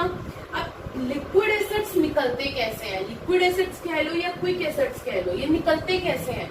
तो ये जब निकलते हैं जब आप अपने करंट एसेट्स में से माइनस कर देते हैं इन्वेंट्रीज, और वो भी कौन सी इन्वेंट्रीज, क्लोजिंग वाली इन्वेंट्रीज, और माइनस करते हैं प्रीपेड एक्सपेंसेस। जब आप लोग अपने करंट एसेट्स में से इन्वेंट्रीज और प्रीपेड एक्सपेंसेस को डिडक्ट कर देते हैं तो वो आपका लिक्विड एसेट्स निकल के आ जाता है, जो कि आपको यहाँ फॉर्मूले में जानना है। और करंट लायबिलिटी मैंने यहाँ इसीलिए सेम लिख दिया बिकॉज अभी जो हम पीछे पढ़कर आए हैं करंट लायबिलिटी के बारे में, वही 4 हेड्स आपके सेम यहाँ पर सब हेड्स आपके यहाँ आ जाएंगे। जो हमने करंट रेशियो वाले में करंट लायबिलिटीज पढ़ी थी, वही हमारी लिक्विड रेशियो के अंदर सारी current liabilities as it is आएंगी, तो इसलिए मैं बार बार नहीं लिख रही हूँ। Next is your ideal ratio. अब हमारा करंट रेशियो का आइडियल रेशियो क्या था? 2:1 था। उसी तरीके से लिक्विड रेशियो का हमारा आइडियल रेशियो क्या है? 1:1। हमेशा ये तब अच्छी कंपनी मानी जाती है जब आपकी लिक्विड रेशियो की रेशियो जो आ रही है वो 1:1 आए। ये इसकी छोटी सी थ्योरी थी जो मुझे बताना था ये होता क्या है, कैसे निकलता है, फॉर्मूला क्या होता है और इसके आइडियल रेशियो क्या होती है। अब हम आगे बढ़ते हैं हमारे क्वेश्चंस के ऊपर, क्योंकि अकाउंट्स में तो क्वेश्चंस ही मेन होते हैं, क्वेश्चंस ही आने चाहिए आप लोगों को। चलिए क्लास, मैंने सबसे पहले आपके टीएस ग्रेवाल का क्वेश्चन नंबर 15 उठाया है। क्वेश्चन नंबर 15 क्या कह रहा है? That from the following information you have to calculate the liquid ratio. उसने लिक्विड रेशियो बोला निकालने के लिए। इन्फॉर्मेशन क्या दे रखी है? करंट एसेट्स है 2 लाख के, इन्वेंट्रीज है 50,000 की, प्रीपेड एक्सपेंसेस है 10,000 के। प्रीपेड एक्सपेंस दे रखे हैं, ओके, इन्वेंट्रीज दे रखी है जो कि करंट एसेट्स में से क्या हो जाती है? दोनों माइनस। अभी हम यहाँ पढ़कर आए थे अगर हमें लिक्विड एसेट्स निकालनी है तो करंट एसेट्स में से इन्वेंट्रीज और प्रीपेड एक्सपेंसेस दोनों माइनस हो जाएंगे। ट्रेड रिसीवेबल दे रखा है और करंट लायबिलिटी। जब करंट लायबिलिटी डायरेक्ट दे रखी है तो ट्रेड रिसीवेबल का ना हमारा लिक्विड एसेट्स में कोई काम है ना करंट लायबिलिटी में कोई काम है। तो हम लोग अपना क्वेश्चन सॉल्व करते हैं। Liquid ratio is equals to liquid assets upon में करंट लायबिलिटी। यही फॉर्मूला भी हमने यहाँ देखा, लिक्विड एसेट्स अपॉन में करंट लायबिलिटी। अब पुट कर दीजिए, लिक्विड एसेट कैसे निकलती है? Current assets minus inventory minus prepaid expense divided by में करंट लायबिलिटी। करंट एसेट्स कितनी थी? 2 लाख, ठीक है 2 लाख। उसके बाद इन्वेंट्रीज कितने थे? 50,000, माइनस कर दिए इन्वेंट्रीज 50,000, माइनस कर देंगे प्रीपेड एक्सपेंस 10,000, माइनस कर देंगे प्रीपेड एक्सपेंस 10,000। 2 लाख में से 50,000 और 10,000 60,000 गए, कितने बचे? 1,40,000 डिवाइडेड बाय में करंट लायबिलिटी कितनी थी? 70,000। 70 तो 70 को हमने इससे काटा तो मेरी रेशियो कितनी आ गई? 2:1। लेकिन ये आपकी आइडियल रेशियो नहीं है। आइडियल रेशियो कब होती है? जब आप करंट रेशियो निकाल रहे हो। तो ये था आपका क्वेश्चन नंबर 15। अब मैं बढ़ती हूँ आगे क्वेश्चन नंबर 18 के ऊपर क्लास। क्वेश्चन नंबर 18 क्या कह रहा है? वर्किंग कैपिटल दे रखी है 3,60,000, टोटल डेट्स दे रखी है 7,80,000, लॉन्ग टर्म डेट्स दे रखी है 6 लाख। हमें चाहिए short term debt, your current liability. तो शॉर्ट टर्म के लिए क्या करोगे? टोटल में से अपने लॉन्ग टर्म माइनस कर दो, आपकी करंट लायबिलिटी आ जाएगी, that is your short term debts आ जाएंगे। इन्वेंट्रीज दे रखी हैं, अब यहाँ वर्किंग कैपिटल है और दूसरी तरफ इन्वेंट्रीज है। दिमाग आपका उसी टाइम दौड़ जाना चाहिए कि वर्किंग कैपिटल का फॉर्मूला होता है current assets minus current liability. अब आपके पास यहाँ पे करंट लायबिलिटी आ जाएगी, टोटल डेप्ट में से अगर मैं लॉन्ग टर्म डेप्ट माइनस कर दूं तो करंट लायबिलिटी है, वर्किंग कैपिटल है, करंट एसेट्स निकल जाएगा। और लिक्विड एसेट्स निकालने का formula current assets minus inventory. अब यहाँ से जब आप अपना करंट एसेट्स निकालोगे तो वो यहाँ पुट करोगे और इन्वेंट्रीज की वैल्यू गिवन है आपको, तो आपकी कौन सी वैल्यू आ जाएगी? लिक्विड एसेट्स आ जाएगी। इस तरीके से क्वेश्चन घुमा के देता है वो एग्जाम में। तो इसीलिए आपको अपनी टर्म्स पढ़ने के साथ ही माइंड में स्ट्राइक कर जाना चाहिए कि हमें निकालना क्या है और वो निकलेगा कैसे। सबसे पहले क्वेश्चन में आपको हमेशा याद रखना, इसमें क्या लिखा है? कैलकुलेट लिक्विड रेशियो, ठीक है। सबसे पहले क्वेश्चन में क्या करना है? फॉर्मूला लिखना है ताकि आपको ये पता रहे कि आपको निकालना क्या है। तो यहाँ पे मैंने लिक्विड रेशियो का फॉर्मूला लिख दिया, लिक्विड एसेट्स अपॉन में करंट लायबिलिटी। अब लिक्विड एसेट्स निकालने का फॉर्मूला क्या होता है? Current assets minus inventories. Prepaid expense इसलिए भी लिखा क्योंकि यहाँ पे प्रीपेड एक्सपेंस गिवन नहीं था, डिवाइडेड बाय में करंट लायबिलिटी। अब यहाँ डायरेक्ट गिवन नहीं है, डायरेक्ट गिवन नहीं है तो कैसे निकालोगे? अभी मैंने बताया total debts minus long term date, तो शॉर्ट टर्म आ जाएंगे और शॉर्ट टर्म का क्या नाम है? करंट लायबिलिटी नाम है, ठीक है। तो साथ यहाँ पे लिख दीजिए total debts minus long term debts. अब करंट एसेट्स यहाँ पे आपको डायरेक्ट नहीं दे रखे, करंट एसेट्स निकालने का तरीका दे रखा है वर्किंग कैपिटल से। तो मैंने भी यहाँ लिखा that you have to deduct current assets minus current liability. अगर आपको करंट एसेट्स चाहिए तो वर्किंग कैपिटल दे रखा है, करंट लायबिलिटी आपकी आ गई। अब आपको क्या निकालना है? Current assets. तो करंट एसेट्स की जगह मैं लिख सकती हूँ current liability plus working capital. अब आप कहोगे मैम प्लस कैसे आया? देखो working capital equals to current assets minus current liability. Current liability को अगर मैं इधर ले जाऊं, working capital plus current liability आ गई करंट एसेट्स, तो मैं इस इक्वेशन को यहाँ पुट कर सकती हूँ करंट एसेट्स की जगह, working capital plus current liability. मैंने वही किया है, working capital plus current liability minus inventories divided by में टोटल डेट से 7,80,000 और लॉन्ग टर्म डेट से मेरे 6 lakh, sorry 7,80,000 minus 6 lakh, long term 6 lakh दे रखे थे। तो अब करंट लायबिलिटी मेरी देखो यहाँ से निकल गई, 7,80,000 में से 6 लाख गए, कितने बचे 1,80,000। तो करंट लायबिलिटी मैंने 1,80,000 लिख दिया, प्लस कर दूंगी मेरे वर्किंग कैपिटल 3,60,000 और माइनस कर दूंगी मेरी इन्वेंट्रीज 1,80,000 डिवाइडेड बाय में मेरी करंट लायबिलिटी आई 1,80,000। अब मैं इसको जब सॉल्व करूंगी 180 से 180 कट गया, 3,60,000 बचे, तो 3,60,000 डिवाइडेड बाय में 1,80,000। लिक्विड एसेट्स मेरी आ गई 3,60,000, करंट लायबिलिटी मेरी आ गई 1,80,000। अब इसको कट करूंगी मैं तो मेरा आंसर आ जाएगा 2:1। तो इस तरीके से वो क्वेश्चन को घुमा के देगा, लेकिन आंसर आपको अगर फॉर्मूले सारे पता होंगे तो आप आंसर इजीली निकाल लोगे, आपको कोई प्रॉब्लम नहीं आएगी। अब आगे के क्वेश्चंस देखते हैं हम लोग। Next, yes class, next question is your question number 19 of your TS Grewal, जिसके अंदर अब देखना इसके अंदर कुछ अलग दे रखा है। सो प्लीज ध्यान से सुनना क्वेश्चन को और आंसर को भी समझने की कोशिश करना, क्योंकि इसी तरीके से घुमा के वो पेपर में क्वेश्चन देगा, वो डायरेक्ट क्वेश्चन कभी नहीं देगा आपको पेपर में। तो करंट लायबिलिटी दे रखी है कंपनी की 6 लाख रुपए, ठीक है जी, करंट लायबिलिटी हमारे पास है। उसकी करंट रेशो दे रखी है कंपनी की 3:1। अरे वाह, हमारे पास करंट रेशो है। मैं आपको दिखाती हूँ करंट रेशो क्या होता है, current assets upon current liability. अब आपके पास करंट रेशो है, करंट लायबिलिटी है, ओके। एंड लिक्विड रेशो, आपका लिक्विड रेशो का फॉर्मूला क्या होता है, लिक्विड एसेट्स अपॉन में करंट लायबिलिटी। तो बिल्कुल लिक्विड रेशो भी और करंट लायबिलिटी तो दोनों की सेम ही होगी आपकी। करंट लायबिलिटी मैंने बताया था कि दोनों के अंदर सेम ही होती है। Now you have to find the calculate the value of inventory. देखो आपको क्या निकाल लिया, इन्वेंट्री। और इन्वेंट्री किसके फॉर्मूले में आता है, लिक्विड एसेट्स के फॉर्मूले में आता है। That liquid assets is equals to current assets minus inventory, यही होता है फॉर्मूला।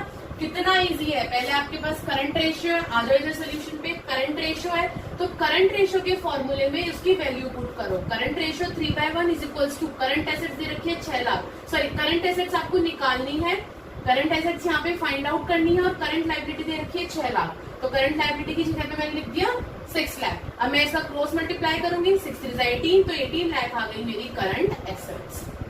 इसी तरीके से लिक्विड एसेट्स निकाल लेंगे। लिक्विड रेशो दे रखी थी 1:1, तो मैंने लिक्विड रेशो की जगह पे 1/1 पुट कर दिया। लिक्विड एसेट्स हमें फाइंड करनी है, तो लिक्विड एसेट्स को मैंने लिक्विड एसेट्स छोड़ दिया। करंट लायबिलिटी हमें दे रखी थी 6 लाख, तो करंट लायबिलिटी लिख दी मैंने 6 लाख। क्रॉस मल्टीप्लाई करो, 6 × 6, तो लिक्विड एसेट्स आ गई मेरी 6 लाख। अब बताओ इससे इजी क्या है, लिक्विड एसेट्स आ गई, करंट एसेट्स आ गई, आपको इन्वेंट्री निकालनी है। तो फॉर्मूला लिख दो, liquid assets equals to current assets minus inventory minus prepaid expense. तो लिक्विड एसेट्स आपको दे रखे थे 6 लाख, करंट एसेट्स हमने निकाले 18 lakh, inventory you have to find, और प्रीपेड एक्सपेंस अगर नहीं दे रखा तो 0 पुट कर दीजिए, -0। अब क्या करेंगे, अब इन्वेंट्री माइनस में है, इन्वेंट्री निकालना है तो इन्वेंट्री को इधर ले आइए, प्लस में हो गया, और 6 रह गया प्लस में, तो यहाँ जाके माइनस में, तो 18 में से 6 गए 12 लाख। तो आपकी इन्वेंट्री की वैल्यू आ गई 12 लाख। आई होप कि इस टाइप के क्वेश्चन आपको समझ आ रहे होंगे, क्योंकि पेपर में मोस्ट ऑफ द टाइम जो आपका एग्जामिनर है वो इसी टाइप के क्वेश्चन देगा। क्लास आगे बढ़ती हूँ, क्वेश्चन नंबर 22 उठाया, उसके बाद मैंने आपका टीएस ग्रेवाल का करंट रेशियो 4 दे रखी है। इस बार 4 का मतलब भी 4:1 ही होता है। लिक्विड रेशियो 2.5 दे रखी है, इन्वेंट्री दे रखी है इस बार 6 lakh, but you have to calculate the current liability, current assets and liquid assets. ये क्या हुआ, इस बार आपको करंट लायबिलिटी भी निकालनी है, तो इसमें डरने वाली बात ही नहीं है। हम लोग क्या करेंगे, सबसे पहले जब हमें इस तरीके से गिवन होता है, इस बार आपको करंट रेशो दे रखी है, लिक्विड रेशो दे रखी है, बट इनमें से कुछ नहीं दे रखा, तो इस केस में ध्यान से देखो, हम क्या करेंगे, current assets upon current liability है। अब देखो करंट रेशो की जगह पे मैंने लिख दिया 4/1, क्लियर है, is equals to current assets upon में करंट लायबिलिटी, वो एज इट इज छोड़ दिया, क्रॉस मल्टीप्लाई करो इसको, तो 4 current liability is equals to current assets हो गया। इस बार आपकी जो करंट एसेट्स की वैल्यू आई वो 4 करंट लायबिलिटी ले ली हम लोगों ने, इसको इक्वेशन 1 मान लो। आगे बढ़ती हूँ, लिक्विड रेशो दे रखी थी 2.5:1, तो लिक्विड रेशो की जगह पे मैंने 2/5 डिवाइडेड बाय में 1 लिख दिया, is equals to liquid assets upon में करंट लायबिलिटी, दोनों में से कुछ गिवन नहीं है, क्रॉस मल्टीप्लाई करो। उसी तरीके से आपका लिक्विड एसेट्स आ गया, जब हम करंट लायबिलिटी को 2.5 से इंटू करेंगे तो 2.5 current liability is equals to में लिक्विड एसेट्स, तो लिक्विड एसेट्स भी आ गई आपकी। लो भाई दोनों चीजें आ गई। अब क्या करना है आपको, जब आपके पास करंट एसेट्स आ गई, लिक्विड एसेट्स आ गई, तो पुट कर दो अपने फॉर्मूले में। फिर किस चीज की देरी है, लिक्विड एसेट्स की जगह पे पुट करो 2.5 करंट लायबिलिटी, करंट एसेट्स की जगह पे पुट करो अपना 4 करंट लायबिलिटी, क्योंकि करंट एसेट्स की वैल्यू हमने करंट लायबिलिटी में निकाल ली थी, 4 करंट लायबिलिटी माइनस इन्वेंट्री आपको दे ही रखी है 6 लाख, पुट कर दीजिए, माइनस प्रीपेड एक्सपेंस कुछ नहीं था तो 0। अब क्या करना है, हम लोग सेम टर्म्स की जो होती है वो हम एक तरफ ले आते हैं, यही करते हैं ना। तो करंट लायबिलिटी एक तरफ ले आओ, 2.5 इधर ये क्या है माइनस में है, तो एक काम करो, इधर प्लस में है इधर आके माइनस में हो जाएगा, तो उससे अच्छा एक काम करेंगे हम लोग, क्या करेंगे 6 लाख को पॉजिटिव ले आएंगे और 2.5 को उधर ले जाके माइनस कर देंगे। तो जब 4 में से 2.5 माइनस करेंगे तो कितना बच गया, 1.5 करंट लायबिलिटी, और यहाँ बच गया आपका 6 लाख। अब करंट लायबिलिटी को यहाँ पर छोड़ देंगे हम लोग, 1.5 करंट लायबिलिटी से इंटू हो रहा है तो यहाँ पे क्या हो जाएगा, डिवाइड हो जाएगा, तो 6 लाख से डिवाइड हो गया 1.5, पॉइंट हटाया 0 लग गया, आंसर आ गया काट के 4 लाख। तो करंट लायबिलिटी हमने हमारा पहली चीज फाइंड आउट कर ली, current liability is your 4 lakh. अब आपको फाइंड करनी है करंट एसेट्स और लिक्विड एसेट्स। अब यहाँ देखो करंट एसेट्स हम लोगों ने क्या निकाले थे, हमारे 4 करंट लायबिलिटी, यही निकाला था ना। तो current assets is equal to 4 current liability, तो 4 से इंटू कर दो करंट लायबिलिटी की वैल्यू को, 16 लाख आ गया। उसी तरीके से लिक्विड एसेट्स हमने क्या निकाले थे, 2.5 करंट लायबिलिटी, तो यहाँ पे डाल दीजिए लिक्विड एसेट्स 2.5 करंट लायबिलिटी, तो 2.5 को इंटू कर दीजिए करंट लायबिलिटी की वैल्यू से, 2.5 इंटू 4 लाख, तो आपका आंसर आ गया 10 लाख। देखा, इतना घुमा के क्वेश्चन एग्जामिनर आपको दे सकता है, लेकिन करने में कोई प्रॉब्लम नहीं थी। अगर आप लोग इसको समझ लेंगे एक बार तो आपके लिए ये सारे क्वेश्चंस बहुत इजी हो जाएंगे। आगे और क्वेश्चंस देखते हैं ताकि आपके लिए और इजी हो जाएगी ये रेशो।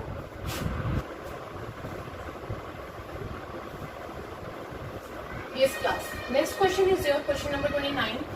क्या कह रहे हैं क्वेश्चन नंबर 29, टोटल एसेट्स दे रखी है 22 लाख, ओके, फिक्स एसेट्स दे रखी है 10 लाख, कैपिटल एम्प्लॉयड, इस बार आपके लिए एक नई टर्म आई है, कैपिटल एम्प्लॉयड है 20 lakh, there were no long term investment, इस बार कोई लॉन्ग टर्म इन्वेस्टमेंट नहीं है, you have to calculate current ratio. अब इसके लिए आपको एक फॉर्मूला पता होना चाहिए जो कि करंट लायबिलिटी का है, that is total assets minus capital employed, क्योंकि करंट लायबिलिटी आपको यहाँ नहीं दे रखी है, जिसके लिए आपको एक नया फॉर्मूला यहाँ पे आया है, that total assets minus capital employed. इसको अपने फॉर्मूले वाली शीट में जरूर लिख लीजिएगा जहां आप अलग से फॉर्मूला बना रहे हैं। So current ratio is equal to current assets upon current liability, हम लोग यही कर रहे हैं। अब देखो यहाँ पे क्या बोल रहा है वो, वेट ए सेकेंड क्लास, यस क्लास, ठीक है। तो मैं ये देख रही थी कि इसमें करंट रेशो है, बिल्कुल करंट रेशो है। मुझे एक इंपॉर्टेंट क्वेश्चन लगा कि हाँ एक इंपॉर्टेंट क्वेश्चन है करंट रेशो वाला, जो मैंने क्विक रेशो के बीच में उठा लिया है, तो इसमें कोई डरने वाली बात नहीं है कि मैम करंट रेशो का करवा रही है फिर से। हाँ इंपॉर्टेंट क्वेश्चन है इसलिए करवा रही हूँ, आगे ही दे रखा था, क्वेश्चन नंबर 29 था, मेरे को ये अभी दिखा तो मैंने अभी करवा दिया। सो हम लोग यहाँ पे इसमें मुझे आपका यही एक टर्म नहीं दिखी, that current liability is equal to total assets minus capital employed, बाकी तो सारा वैसे ही है। क्यों, करंट एसेट्स को हम लोग कैसे निकालते हैं, आपकी टोटल एसेट्स क्या होती है, fix assets plus current assets, यही होती है। अब इस क्वेश्चन में आपको टोटल दे रखी है और फिक्स दे रखी है, तो करंट निकालने के लिए टोटल में से फिक्स को माइनस कर दीजिए तो करंट आ जाएगी। वही हमने यहाँ करा है, टोटल में से हमने फिक्स को माइनस कर दिया, हमारी करंट एसेट्स आ गई। बट करंट लायबिलिटी के लिए यहाँ पे आपको कैपिटल एम्प्लॉयड दे रखा था, तो क्या करना है, टोटल एसेट्स में से कैपिटल एम्प्लॉयड माइनस कर देंगे तो क्या आ जाएगा आपका करंट लायबिलिटी। तो हम लोग कर देंगे अपना total assets 22 lakh minus fix assets 10 lakh, that is your 12 lakh, और उसके बाद हम लोग हमारा करंट लायबिलिटी निकालेंगे, total assets 22 lakh minus capital employed 20 lakh, तो 22 में से 20 गए 2 लाख, तो 12 लाख डिवाइडेड बाय में 2 लाख, आपकी रेशियो बन गई 6:1। इसी वजह से सिर्फ कैपिटल एम्प्लॉयड की वजह से ये क्वेश्चन मैंने आपका उठाया है। आगे बढ़ती हूँ, अब नेक्स्ट क्वेश्चन के अंदर आपको दोनों ही रेशियोज निकालनी है क्लास, करंट रेशियो भी निकालनी है और क्विक रेशियो भी निकालनी है, दोनों रेशियोज फाइंड आउट करनी है। सो ध्यान से सुनिएगा क्वेश्चन के अंदर क्या क्या इन्फॉर्मेशन गिवन है आपको। सबसे पहले टोटल डेट, टोटल डेट कितनी है 6 लाख, टोटल एसेट्स दे रखी है 8 लाख, फिक्स्ड एसेट्स टेंजिबल है 3 lakh, non current investment 50,000, long term loans and advances 50,000। Long term borrowings दे रखी है 2 lakh, long term provision 2 lakh, inventories 95,000, prepaid expenses 5,000। अब आपको ये ध्यान रखना है, सबसे पहले आपको अपने दोनों फॉर्मूले लिख लेने हैं। Number 1 current ratio is equal to current assets upon में current liability. Number 2 quick ratio is equal to quick assets upon में करंट लायबिलिटी। इस बार उसने क्विक रेशियो बोला है तो मैं यहाँ पे टर्म क्विक एसेट्स ही यूज करूंगी, लिक्विड एसेट्स यूज नहीं करूंगी। दोनों का मतलब एक ही है, दोनों एक ही चीज है, लेकिन जो क्वेश्चन में बोला है आपको वही टर्म यहाँ पे यूज करनी है। तो मैं इसमें से सबसे पहले ये ढूंढूंगी कि मेरी करंट एसेट्स के अंदर क्या क्या चीजें आएंगी। सो ध्यान से देखिएगा कि करंट एसेट्स के अंदर बाकी सारी एसेट्स माइनस कर दीजिए, टोटल एसेट्स में से एक करंट एसेट्स को छोड़िए, क्योंकि वो तो हमें फाइंड आउट करनी है। तो आइए देखते हैं। सबसे पहले हम लोग लिखेंगे हमारी टोटल एसेट्स, ठीक है। टोटल एसेट्स में से माइनस करेंगे non current investment. Non current investment क्या है, लॉन्ग टर्म हो गई आपकी, तो उसको हम माइनस कर देंगे, ठीक है जी। उसके बाद माइनस करेंगे हमारे long term loans and advances, क्योंकि ये भी लॉन्ग टर्म के लोन्स एंड एडवांसेस है क्लास, शॉर्ट टर्म की तो नहीं है ना, शॉर्ट होते तो हम करंट एसेट्स में ले लेते हैं। एंड लास्ट उसमें से हम लोग माइनस करेंगे हमारे फिक्स्ड एसेट्स, जो कि हमारे फिक्स्ड है। ये हमने अभी यहाँ पे देखा कि फिक्स जो है टोटल में से माइनस होंगे तभी करंट आएंगे, यानी कि बड़े बड़े एसेट्स जितने भी है वो सारे माइनस कर दो टोटल में से, तो करंट आ जाएंगे। अब मैं इस 8 लाख में से ये तीनों चीजें 3,50,000 50,000 यानी कि 4 लाख टोटल, 8 में से जब मैंने 4 लाख माइनस कर दिए तो मेरी अमाउंट आ गई करंट एसेट्स की 4 लाख। ये देखो मैंने यहाँ पे माइनस करके दिखा रखा है सारा। उसके बाद मैं निकालूंगी मेरी करंट लायबिलिटी। अब करंट लायबिलिटी में यहाँ से ढूंढूंगी कि मेरी क्या क्या चीजें आ जाएंगी। सबसे पहले टोटल डेप्ट उठाऊंगी, भाई ओवरऑल कितना मेरा डेप्ट है वो उठाऊंगी मैंने मेरे टोटल डेप्ट उठा लिए, उसमें से अब मैं माइनस करती जाऊंगी। ये 4 टर्म्स तो हमारी हो गई, अब इनको तो हमें उठाना नहीं है। आगे बढ़ती हूँ, टोटल डेप्ट में से मैं मेरा long term borrowings, long term provisions, long term borrowings और लॉन्ग टर्म प्रोविजंस दोनों चीजें माइनस कर दूंगी, तो मेरी क्या आ जाएगी, करंट की वो आ जाएगी मेरी कि हाँ भाई मेरी शॉर्ट टर्म लॉन्ग टर्म दोनों मैंने माइनस कर दी उधारी, तो शॉर्ट टर्म की उधारी आ जाएगी, मेरी करंट लायबिलिटी आ जाएगी, ठीक है जी। तो मैंने क्या करा, टोटल डेप्ट में से लॉन्ग टर्म बोरोइंग्स और लॉन्ग टर्म प्रोविजंस दोनों माइनस कर दिए हैं। देखिए यहाँ पे मैंने यही काम करा है। अब कितना है, टोटल डेप्ट 6 लाख है, लॉन्ग टर्म बोरोइंग्स और लॉन्ग टर्म प्रोविजंस दोनों मिला के 4 लाख, तो 6 में से 4 गए, कितने बचे मेरे 2 लाख। मेरी ये देखो कैलकुलेशन यहाँ कर रखी है, मेरी करंट एसेट्स आ गई, करंट लायबिलिटी आ गई, रेशियो विल बी 2:1। उसी तरीके से हम लोग हमारा क्विक रेशियो निकाल लेंगे। करंट लायबिलिटी तो आपकी सेम रहेगी, तो करंट लायबिलिटी तो ऊपर हम करके आ चुके हैं, दोबारा करने की हमें जरूरत नहीं है। लेकिन अगर हमें क्विक एसेट्स निकालना है तो क्विक एसेट्स का मैंने क्या फॉर्मूला बताया था, current assets minus inventories minus prepaid expenses. अब यहाँ आपको इन्वेंट्रीज भी दे रखे हैं, प्रीपेड एक्सपेंसेस भी दे रखे हैं, तो जो आपके करंट एसेट्स आए थे 4 लाख, उसमें से माइनस कर दीजिए 95,000 और 5,000 यानी कि 1 लाख। 4 लाख में से 1 लाख गए, मेरी कितनी आ गई यहाँ पे, ये देखो कैलकुलेशन मैंने यहाँ कर रखी है, मेरी आ गई क्विक एसेट्स 3 लाख, तो क्विक एसेट्स आ गई, करंट लायबिलिटी हमने ऊपर निकाल ली थी, तो 3 लाख डिवाइडेड बाय में 2 लाख, आपकी रेशियो आ गई 1.5:1। सो क्लास ये आपके इंपॉर्टेंट क्वेश्चंस हैं, बार बार बोल रही हूँ, इन क्वेश्चंस को नहीं छोड़ना है। अब हम लोग हमारा रीजन वाला क्वेश्चन देखते हैं, जिसमें हमें रीजन देना होता है कि हाँ भाई इंप्रूव हुआ है हमारी रेशियो, रिड्यूस हुई है या फिर नो चेंज आया है। Yes class, next question is your question number 26। क्या बोल रहा है क्वेश्चन नंबर 26, हम लोगों ने रीजन वाला क्वेश्चन उठाया है क्योंकि इस टाइप के क्वेश्चंस पे आपके एग्जाम में आ सकते हैं, नो डाउट, इसलिए ये भी आप लोगों को आने जरूरी है। QR, that is your quick ratio of a company is 2:1। अब आपकी जो रेशियो दे रखी है, लिक्विड रेशियो, क्विक रेशियो और एसिड टेस्ट रेशियो, किसी भी नाम से आ सकता है। इस बार क्विक रेशियो दे रखी है 2:1 है। State giving reason which of the following transaction would improve, reduce और नॉट चेंज इन रेशियो। किसमें चेंज हुआ, किसमें नहीं हुआ, या फिर किसमें कोई चेंज नहीं हुआ। 4 ट्रांजेक्शन दे रखी है। पहला, परचेज करें गुड्स कैश के ऊपर, दूसरा परचेज करें गुड्स क्रेडिट के ऊपर, तीसरा सेल्स करें गुड्स की जितने की थी उतने की ही बेच दी, और चौथा सेल्स करें गुड्स आपके थे 10,000 के और बेचे आपने 1,000 के प्रॉफिट में है। तो ये चारों ट्रांजेक्शंस देखनी है हमारे क्विक रेशियो के ऊपर क्या इफेक्ट डालती है। तो ध्यान से सुनिएगा किस तरीके से हम लोग इस चीज को निकालते हैं कि उसने इंक्रीज कराया हमारी रेशियो में, डिक्रीज कराया, नो चेंज कराया। क्विक रेशियो का फॉर्मूला होता है क्विक एसेट्स अपॉन में करंट लायबिलिटी। जब मैं करंट रेशियो करवा रही थी तब भी मैंने कहा था कि हम लोग हमारे अमाउंट्स को एज्यूम करते हैं। हमने क्विक एसेट्स को 20,000 एज्यूम कर लिया, करंट लायबिलिटी को 10,000 एज्यूम कर लिया कि हमारी जो रेशियो है वो 2:1 है। अब हम लोगों को देखना है कि कौन सी ट्रांजेक्शन क्या इफेक्ट डालती है। ट्रांजेक्शन नंबर 1, परचेज करें गुड्स कैश में, जिसकी वजह से विल डिक्रीज कैश, कैश चला गया, कैश डिक्रीज हो गया, और quick assets will be increase current assets for increase in stock, और आपका जो क्विक डिक्रीज, आपकी क्विक एसेट्स जो है वो डिक्रीज हो गई, विच अल्टरनेटिवली क्यों डिक्रीज हुई, करंट एसेट्स में तो स्टॉक बढ़ा, लेकिन हम लोग इन्वेंट्रीज को क्विक एसेट्स में से क्विक एसेट्स के लिए करंट एसेट्स में से क्या करते हैं, माइनस करते हैं ना। हम लोग स्टॉक को अपने क्विक एसेट्स के अंदर तो शो ही नहीं करते, so that is why quick assets will decrease which alternatively reduce the ratio, जिसकी वजह से रेशो जो है वो डिक्रीज हो गई है, तो यहाँ पे हम लिख देंगे रिड्यूस।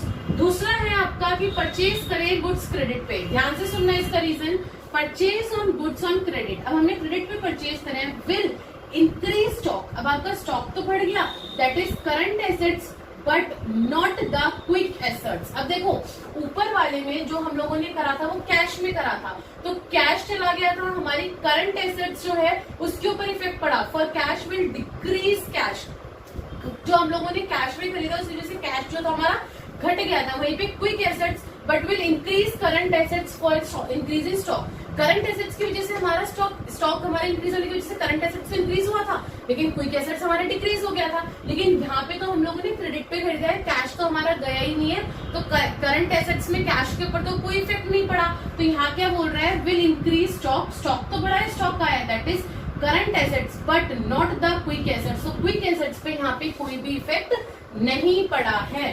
द क्रेडिटर्स इंक्रीज, अब क्रेडिटर्स बढ़े हैं आपके ड्यू टू क्रेडिटर्स परचेज में न्यूमरेटर इज कांस्टेंट, अब यहाँ पे आपका देखो न्यूमरेटर क्या है, क्विक एसेट्स है, तो न्यूमरेटर तो आपका कांस्टेंट है, लेकिन करंट लायबिलिटी बढ़ गए, क्यों, क्योंकि क्रेडिटर्स बढ़ गए आपके, तो एंड डिनोमिनेटर इंक्रीजेस, क्योंकि क्रेडिटर्स बढ़ गए, then quick ratio will be reduce, जब भी डिनोमिनेटर बढ़ जाए आपका और आप लोगों के न्यूमरेटर सेम रहे, कोई चेंज ना है, तो उस केस में आपकी रेशियो क्या हो जाती है, रिड्यूस हो जाती है।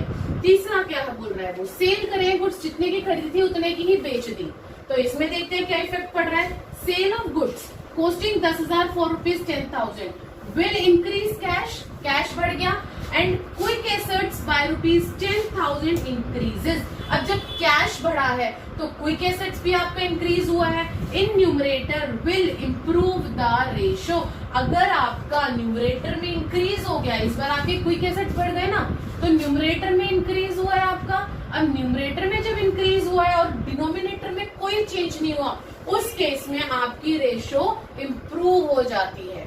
क्लियर है? लास्ट देखो चौथा बोल रहा है सेल हमने प्रॉफिट में करा है, लेकिन यहाँ पे हमें प्रॉफिट से कोई लेना देना नहीं होता, जो हम अकाउंटिंग इक्वेशन में आपको बार बार बोलती आई थी, जब आप रीजंस करो तब आप अकाउंटिंग इक्वेशन को ध्यान में रखा करो, तो कैपिटल का तो यहाँ कोई इफेक्ट पड़ेगा ही नहीं आपका। अब यहाँ बोल रहे सेल करें गुड्स 11,000 के 10,000 वाले, तो sale of goods costing 10,000 for rupees 11,000 will increase quick assets, cash आया तो क्विक एसेट्स पे इफेक्ट पड़ेगा, क्विक एसेट्स बढ़ गए, ठीक है, and cash when only numerator fraction increases, अब क्या हो रहा है, करंट लायबिलिटी पे कोई इफेक्ट नहीं पड़ रहा, सिर्फ आपका कैश बढ़ रहा है, तो जब कैश बढ़ रहा है न्यूमरेटर सिर्फ इंक्रीज हो रहा है, उस केस में आपकी रेशियो इंप्रूव हो जाती है, तो हम लोग यहाँ लिख देंगे इंप्रूव। आई होप कि ये चारों रीजंस आपको अच्छे से समझ आ गए होंगे, नहीं आए तो वीडियो को दोबारा से रिवर्स करके देखो, आपको अच्छे से क्लैरिटी हो जाएगी। इस टाइप के क्वेश्चंस भी करना बहुत जरूरी है। अब एक लास्ट टाइप का क्वेश्चन करते हैं हम लोग बैलेंस शीट वाला, उसके बाद आपकी जो लिक्विड रेशियो है वो भी खत्म हो जाएगी। यस क्लास, नेक्स्ट और last question, question number 31, last question है आपका इस रेशो का, ये मत समझना कि चैप्टर का लास्ट क्वेश्चन है। इस रेशो का लास्ट क्वेश्चन मैंने उठाया है आपका बैलेंस शीट वाला, जो सबसे इजी टाइप होता है, आपको कुछ नहीं करना होता, साफ साफ सारी चीजें गिवन होती है, उठा के खाली प्लस करनी होती है। कैसे?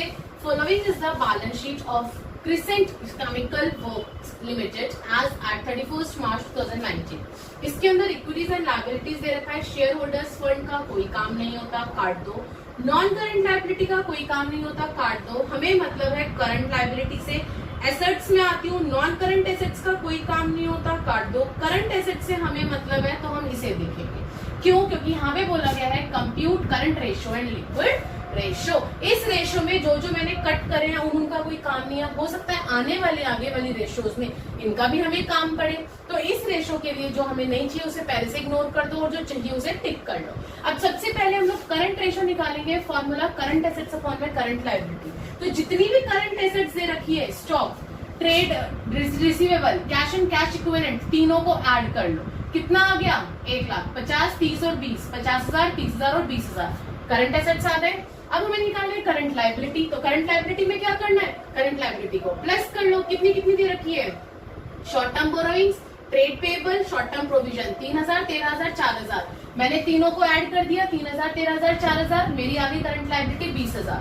तो कर दीजिए करंट एसेट्स अपॉन में current liability. 1 lakh divided by में 20,000, दैट इज योर 5:1। आ गई रेशो, करंट रेशो आ गई हमारी।